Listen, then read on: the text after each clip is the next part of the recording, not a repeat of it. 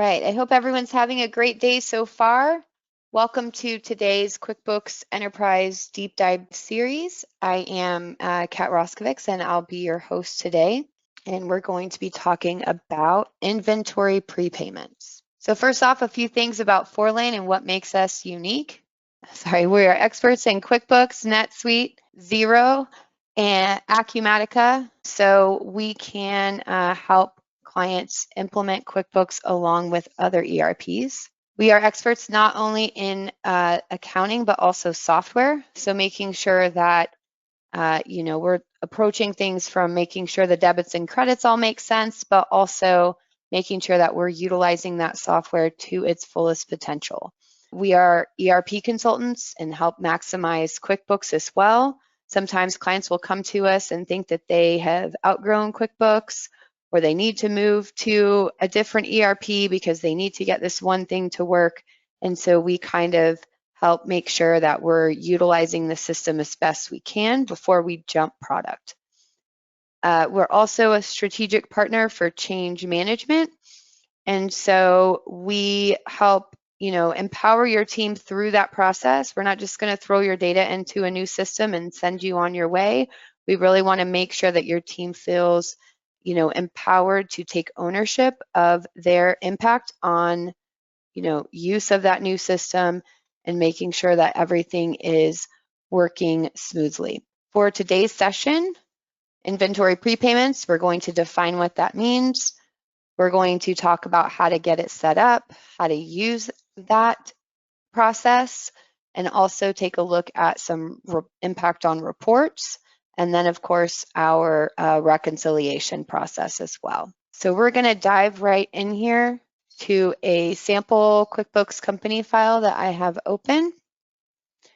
And the first thing that we're going to do is talk about defining, right? What are inventory prepayments? So sometimes we may be working with a new vendor and we don't have terms for that vendor yet. We don't have net 30 or even due upon receipt. And they may require us to put down, a 50% or maybe 100% down payment when we place a order for product with them.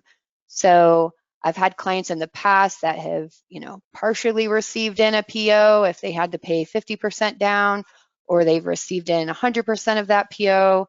But of course, that brings the inventory in to QuickBooks and makes it look like it's available for sale, but we may not get that product for, 2 weeks, a month, 3 months, right? If it's coming from overseas. So we definitely want to make sure that that's not what we're doing. So the first thing we're going to do is we're going to create an account to use for these vendor prepayments. So in our chart of accounts, I've created one called prepaid inventory. And you can see I've already got one in here that I've recorded. So let's look at the setup for that account. So it is going to be an other current asset type account.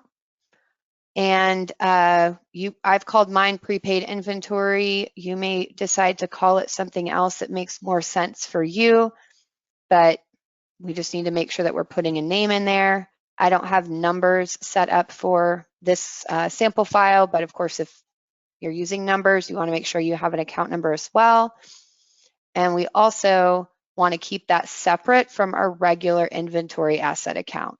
Now, I've had some clients that have made like an inventory header account and made our inventory asset account, a sub account.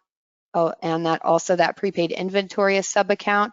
But that would mean that all of our items, right, are still going to hit our regular inventory asset account so that we can make sure that our inventory valuation summary matches up with that account. So then we're going to go ahead and set up an item. So I'm just going to go to my items list here, and I've got an item already set up. So we're going to talk through that. So I've set this up as an other charge type item, and I've called it inventory prepayment. I'm not using categories currently, but this would definitely fall under, a miscellaneous or something along those lines if you are using categories in product. And then important to note that I do have the checkbox checked for this item is used in assemblies or as a reimbursable charge, because I definitely want that to be a double-sided item. And you can see here that I put in some default information that will pop up when I use this item on a purchase transaction. And I've also got some information that will pop up if I were to accidentally sell this item. I've got a flag for whoever's maybe doing that we're not going to sell this item. My cost is going to be 0, right? Because those vendor prepayments are going to vary based on what I'm ordering. And then also on sales price, I've got that as 0. For our account mappings, on the expense side, I've mapped that to our prepaid inventory account. And then on the income side, because I do want it to stick out if somebody completely bypasses this and sells this item on a invoice or sales receipt, I definitely want that to stick out on my income statement. So I've mapped it to other income. I've also went ahead and set this item for never update item costs, so I don't get that pop up every time I change the cost for an item or the amount that I'm prepaying my vendor. So I've put never update item costs. Okay, so now we're going to go ahead and create a purchase order. So we're just going to pretend that we're ordering some inventory here. And I'm going to select Graham Motors cables and supplies. I'm going to tab over whatever date I'm ordering it. Let's just pretend I already ordered this. And I'm going to put my items that I'm going to order. So I'm going to order, let's just say 10 monitors of each kind.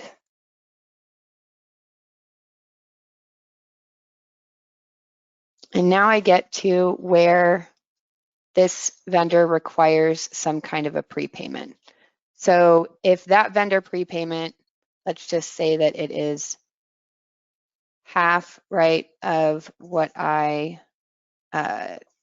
half of what my order is, that would mean that I'm going to have to prepay this vendor $3,200 and what would that be? $85.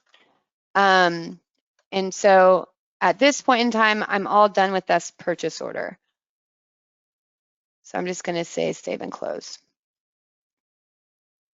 I'm also going to make note of what that PO number is. So in this case, it's 2007-133.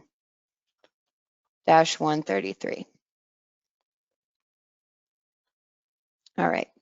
So now I need to write a check, right? Because this vendor does require a prepayment.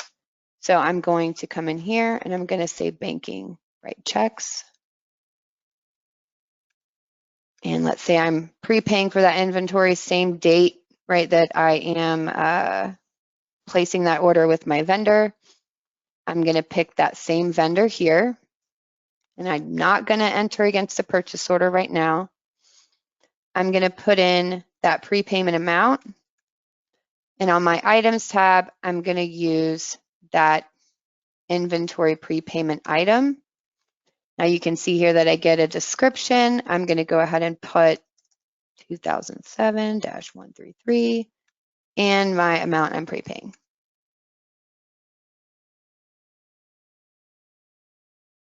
So now that I've prepaid that vendor for that purchase order, I'm going to go back to the purchase order. And I'm going to get there by going to my vendor list. I'm going to go to Graham. I'm going to find that purchase order, which is, let's just look at just purchase orders here. This one right here. And I'm going to update this purchase order to have inventory prepayment on it, but I'm going to put in a negative amount for what to represent what that prepayment is. I'm also going to put prepayment on PO number 2007-133.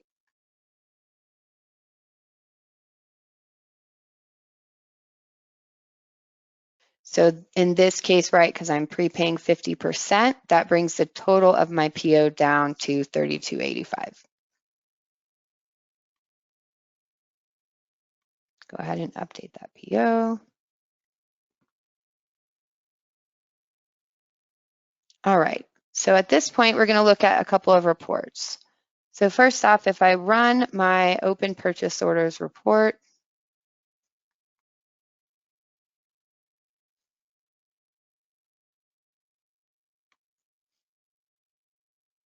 I can see that that Graham monitors one is there.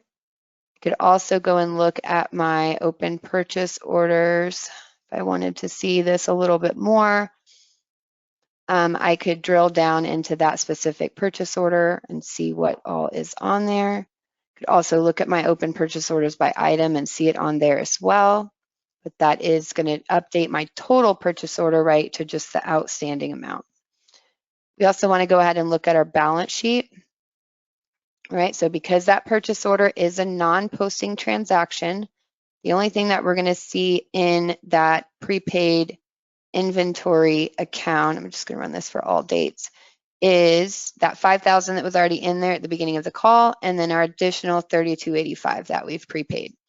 We haven't changed inventory, right, at any point because we haven't received against that purchase order.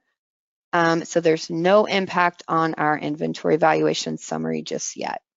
So my inventory valuation summary, of course, even after I complete this process, should tie out to my balance sheet.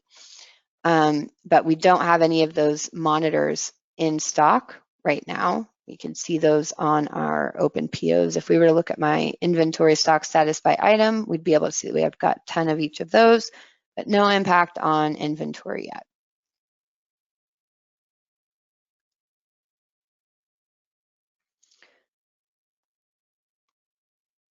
So now we're going to go through and actually receive our inventory in. So I'm going to choose to receive this inventory with bill. You could also utilize an item receipt, right, if we just received in the inventory and not the bill. However, most of the time when you're prepaying a vendor, you're also going to get that bill alongside your inventory, right, because you don't really have a lot of terms for them. But I'm going to put in Graham monitors and cables and supplies, and that's going to bring up my open PO list. So I'm going to select that purchase order. And then I'm going to enter in the date that I'm getting this. So let's just pretend that I got this actually on 12/15. I have a reference number at that point. And you can see that that inventory prepayment, along with the items that I'm actually getting in, all came across. We may have a freight charge, right, or some kind of shipping and handling fee that was included as well. We could add that on that expenses tab if we needed to, so that our total bill represents inclusive of that freight also. But you can see how this updates. So we only have to pay that vendor for $32.85, even though we're getting a lot more product in, but it is going to account for that inventory prepayment coming off. So I'm going to click Save and Close here. We'll go back and look at our reports to see our impact there. So now if I go and review my balance sheet and I look at all dates, my prepaid inventory amount changed, right? How much I have in that account has changed. And also my inventory asset number has gone up now because I have those additional monitors in stock. So if I go look at my inventory valuation summary, right, my counts, my on-hand quantities for these items has changed, as has my inventory balance.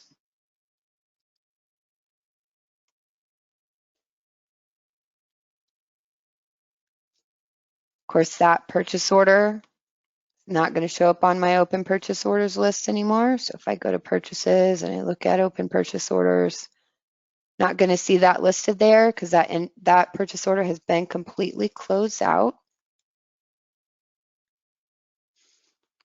And if I wanted to see, right, maybe the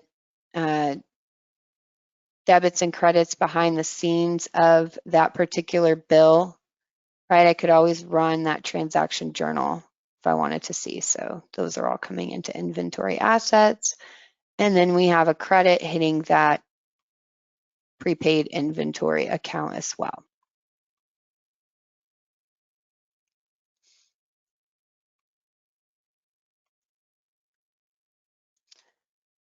So once we've done that, of course, because it's a balance sheet account, just like all other balance sheet accounts in QuickBooks, with the exception of some of those special accounts like accounts receivable, inventory, and accounts payable, which all have, an internal reconciliation that's happening in QuickBooks, and we have subschedule reports that we can run for those accounts. We reconcile our bank accounts, and we'd also want to reconcile any of these other balance sheet accounts like prepaid inventory, employee advances. So once a month at least, we'd want to reconcile that prepaid inventory account. So we can do that a couple different ways, right? We can go up to banking and choose reconcile, pick that account specifically. You could also right click on it, click on reconcile, and then of course on our home screen, we've also got that reconcile button. So those will all take you to the same place, but we're going to reconcile our prepaid inventory.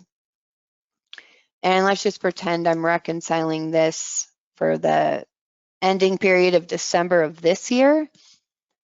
My ending balance for this account is always going to be 0. Not that that's going to be my trial balance number. It's not going to be my ledger balance, but it is going to be the balance that I'm reconciling to, because the goal with this is to get to my debits equal my credits, right? That prepayment of inventory was applied when I received it in. So I'm just going to click continue here. Now I can plainly see from this report that I've got 3285 here and 3285 here.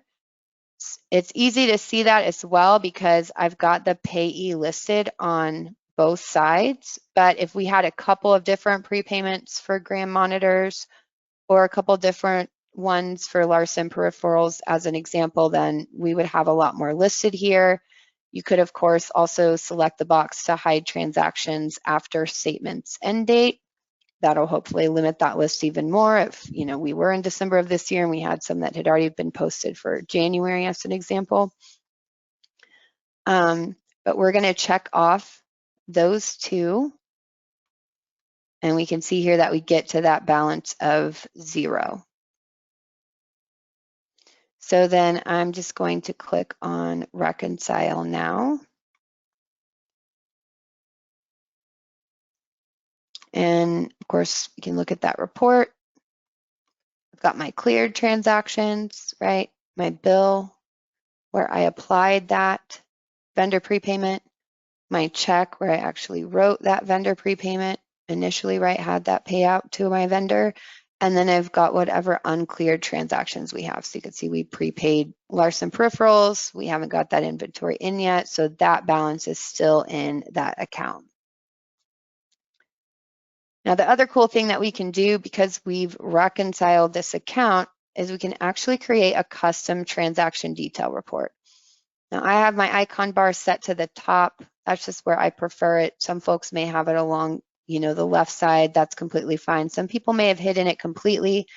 I like using the icon bar because it's a really easy way to get to things pretty quickly if I'm on another screen, because that icon bar is going to be present there as well. Or if I have reports that I need to run as part of my month-end close process or that I run on a daily basis to look at where we're at, sales, etc., I can add those to my icon bar. So what I'm going to do now is just create that report. So I'm going to go to Reports, Custom Reports, and Transaction Detail. And I'm going to run this for all dates. Whenever I'm memorizing reports, I usually will put it to, if it's for month-end close, I'll have it set to last month, like my balance sheet, my profit and loss. For some reports, I have it set to all dates, and then I can just update with that end date if it was a report that I wanted to run for all time through that end date. So I'm going to set my dates to all. For my filters, I am going to filter for that prepaid inventory account. And then I'm also going to select cleared status. So cleared status will tell me, have I cleared that when I was reconciling prepaid inventory. So I'm going to say okay.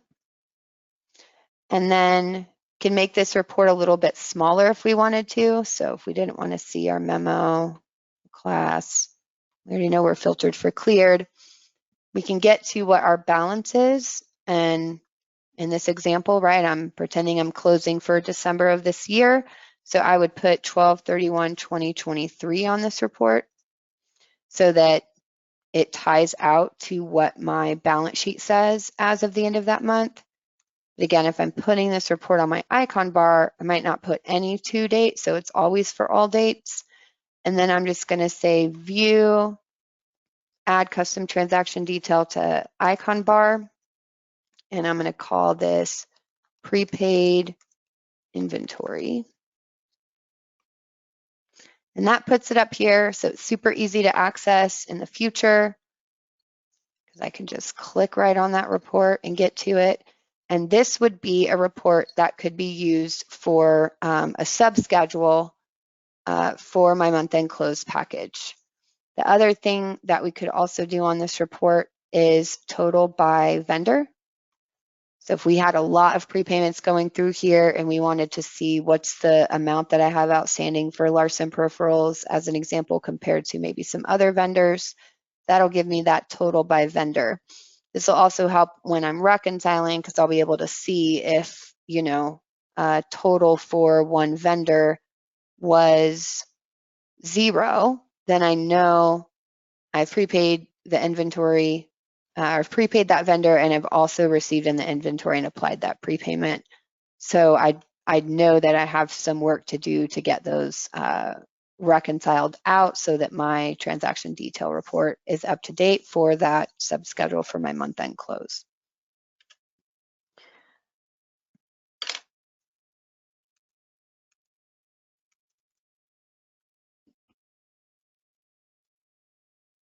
So we've covered defining what a vendor prepayment is, how to set it up, how to use it, right? What are the transactions involved?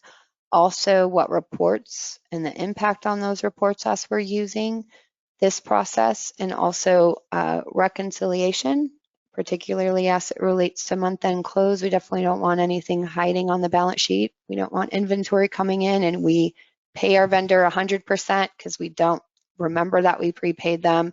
So this process should help alleviate that issue as well. So some future topics that we'll have in some upcoming webinars. Next week, I'll be covering prepaid expenses, right, which is different from what we went through today. We'll also have Laura Davidson presenting the next 2 after that for custom development options with QuickBooks Enterprise. That one should be really fun, talking through some of the different custom applications that we've built for clients, and then also using the forecast feature in QuickBooks Enterprise. As always, if you have other topics that you would like us to cover, be sure to send those in so we can look at adding those as a future webinar course. And that is all I had for today. So thank you so much for attending.